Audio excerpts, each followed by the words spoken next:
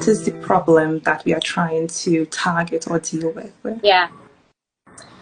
So my background is working in the anti-trafficking space, and one of the observations that I had really early on is, you know, there's such important work happening in terms of helping individuals who have been exploited to get out of that situation, but it is just as important to look at what's in place to drive that freedom to be sustainable, and what are the conditions needed to help someone who's been through such the horrors of trafficking and exploitation to actually build their lives in a meaningful way.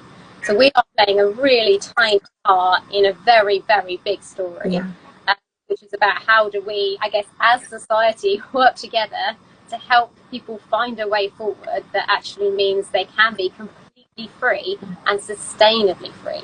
So free to have skills that build finances, to be able to build community, build a home, and move forward with their lives. So that's the kind of problem we're trying to solve, is really how do we break that cycle of re-trafficking, how to break the cycle of exploitation, you know, people not having that space of belonging and not having those sets of skills that they can put to use to be able to find their way forward through meaningful work.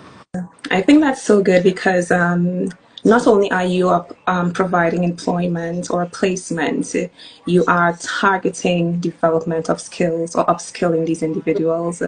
I think the majority of time when you think of survivors of slavery, they are in a very peculiar position where there aren't much avenues for them to turn to.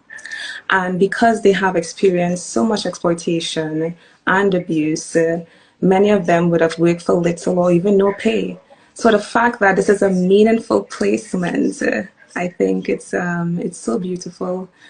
I think just to add, you know, as I said, it's part of a much bigger story. So we work with charitable partners, referral partners. Without them, it would be impossible to do what we're doing. Those people are providing casework support that help people navigate challenges around legal, education, social work, all the working with the police. They are doing the very essential foundations that allow someone to be ready to even think about work, to have the confidence to even step into our doors. So it's really important to reference that and name that. We are playing part of a chain here, a really important collaboration across the sector, and ours is just a tiny part of that, but we're hoping a meaningful part and an impactful part.